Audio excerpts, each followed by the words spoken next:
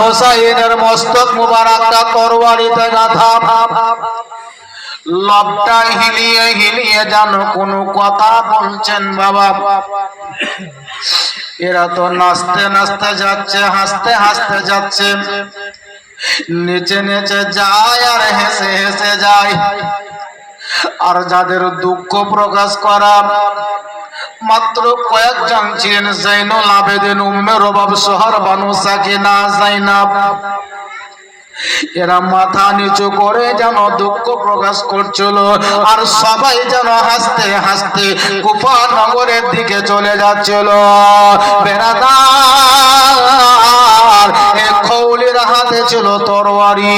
11 তারিখ সন্ধ্যা লাগার আগে কোনো একটা রাহিব, কোনো একটা মাজুসি, কোনো একটা অগ্নি পূজক, তার মানে কোরআন পড়েনি, কলমা পড়েনি, খৌলি তো কোরআন পড়েছিল, খৌলি তো কোরআন পড়েছিল, খৌলি তো কলমা পড়েছিল। বেরাদার তারাও তো কতল করেছিল, কিন্তু অগ্নি পূজক সাধক ইমামে হোসাইনের মস্তক মুবারক তরবারির ডগায় দেখে উনি দেখছেন দূর থেকে যে এত সুন্দর চেহারা, এত সুন্দর চেহারা, চেহারাটা শুধু নূর ঝুলকেছে, নূর। জোরে বলেন সুবহানাল্লাহ।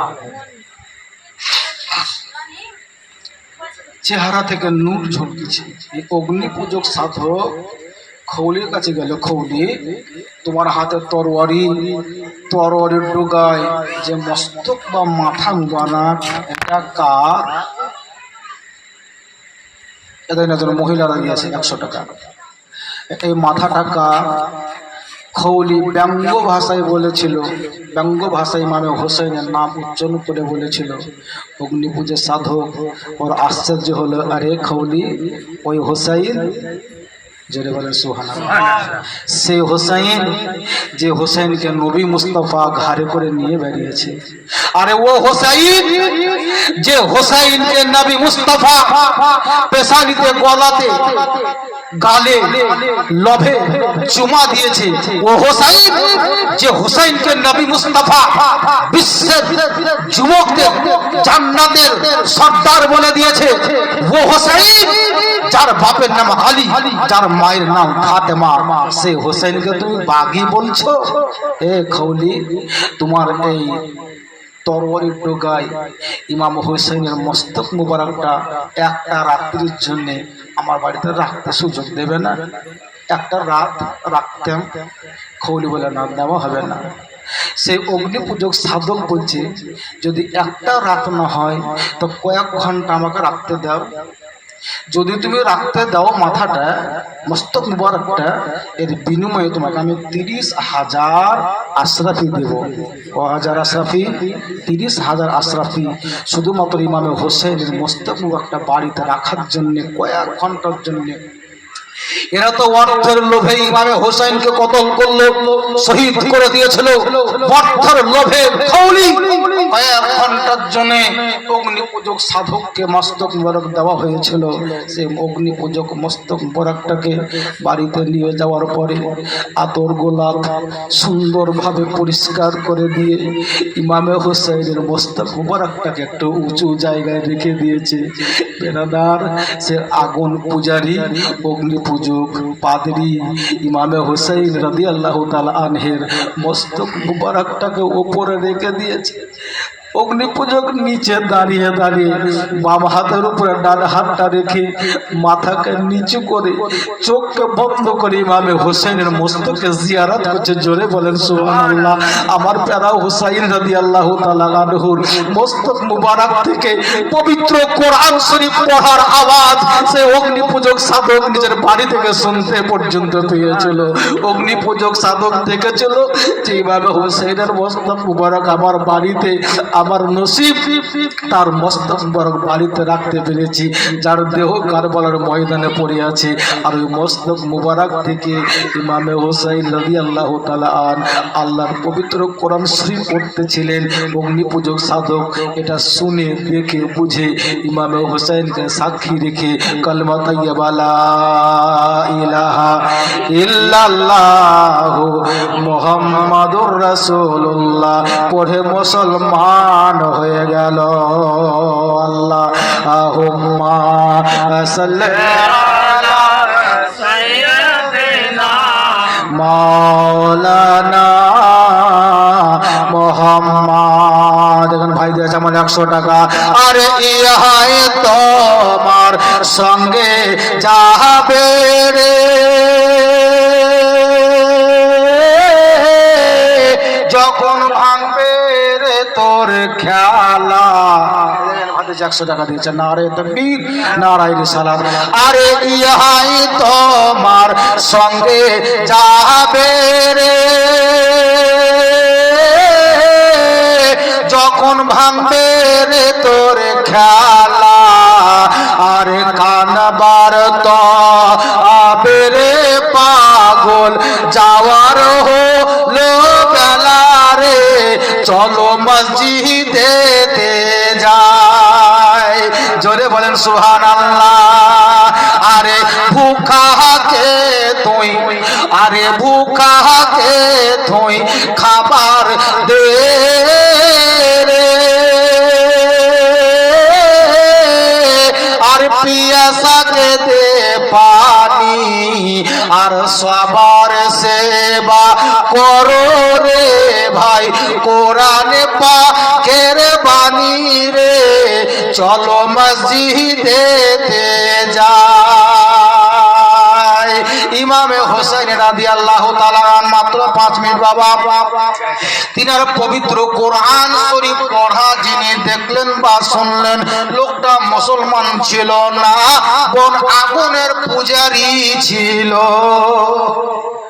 তাহলে ইমামে হোসেন রাদিয়াল্লাহু তাআলা আনহুকে মরা বলবে না জিন্দা? জোরে বলেন। কাতলে হোসেন असल में मर गए जिद है, कत्ले हुसैन असल में मर गए जिद है और इस्लाम जिंदा होता है हर करबला के बाद। ইমামে হুসাইন রাদিয়াল্লাহু তাআলা আনহুর মাথা থেকে এই কোরআন পড়া শুনে পাদ্রী মুসলমান হয়েছিল। ওয়াদা মোতাবিক খৌলিকে মস্তক মোহর ফেরত দেওয়া হয়েছিল। সন্ধ্যার আগমন ঘটল।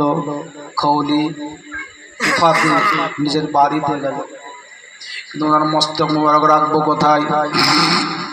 মস্তক মুবারক রাখবো কোথায়? হ্যালোজিন জ্বলছে, হ্যালোজিন হ্যালোজিন। এখন যদি কারেন্ট চলে যায় তো বন্ধ হবে না? হবে না? বন্ধ হবে না? জোরে বলেন। বন্ধ হবে। কিন্তু বন্ধ না হওয়া হ্যালোজিন জ্বলা অবস্থায় যদি ঘরের ভিতরে রাখেন তো ঘরটা আলো হবে না? হবে না? যদি আন্ধারে রাখেন তো আলো হবে না? হবে না? যেহেতু জ্বলছে যার জন্য ঘরের ভিতরে রাখলেও আলো হবে। ইমামে হোসেন রাদিয়াল্লাহু তাআলা আনহুর মস্তক মুবারক থেকে পেশানি থেকে পূর্ণিমার চাঁদের অপেক্ষা যেন নূর চতুর্দিকে যেন বয়ে যাচ্ছে। যেখানে মস্তক মুবারক নিয়ে যায় অন্ধকার থাকলেও আলো হয়ে যায়। খৌলি মনে মনে চিন্তা করলো এই মস্তক বা মাথা মুবারকটা রাখবো কোথায়? যেখানে রাখবো সেখানে তো আলো হয়ে যাচ্ছে। আমার বিবি যদি জানতে পারে তা আমার সঙ্গে ঝগড়া করবে। যার জন্য হযরত ইমামে হুসাইন রাদিয়াল্লাহু তাআলা আনহুর মস্তক মুবারকটা একটি মাত্র রাত খৌলি নিজের বাড়িতে রাখবে। সকাল হওয়া মাত্র আবার বেরিয়ে যাবে দামেস্ক শহর যাওয়ার জন্য। রাত্রিটা কাটাতে হবে, যার জন্য খৌলি নিজের বাড়িতে ওনার মস্তক মুবারক রাখবো তো রাখবো কোথায়? রাখবো তো রাখবো কোথায়? কোনো জায়গা খুঁজে পাওয়া গেল না। শেষ পর্যন্ত সেই খৌলি ইমামে হুসাইন রাদিয়াল্লাহু তাআলা আনহুর মস্তক মুবারকটা কাউকে কিছু না বলে আগ্নেতে ছিল একটা আখা বা চুলহা, ওই চুলহার ভিতরে ইমামে হুসাইনের মস্তক মুবারকটাকে রেখে যেন সে জাল দেওয়া ছাই দিয়ে ঢেকে দিয়েছিল।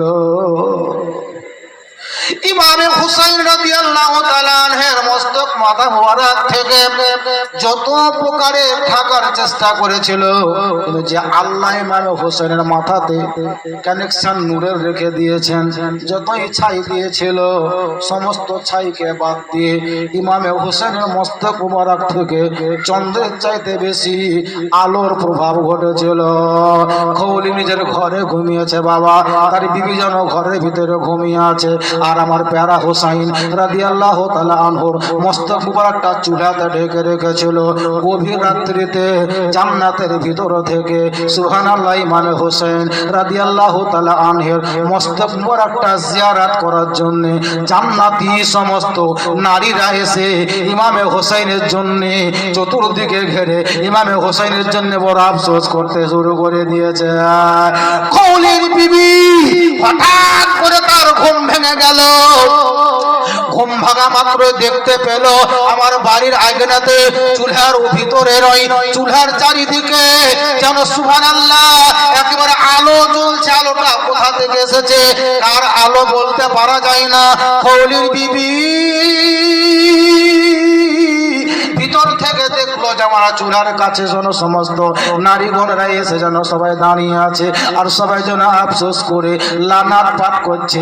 সবাই বলছে ওগো আমার হোসাইন, ওগো আমার হোসাইন, ওগো আমার হোসাইন, যারা তোমাকে কতল করেছে, যারা তোমাকে শহীদ করে দিয়েছে, আল্লাহর কাছে তাদেরকে জবাব দিতে হবে।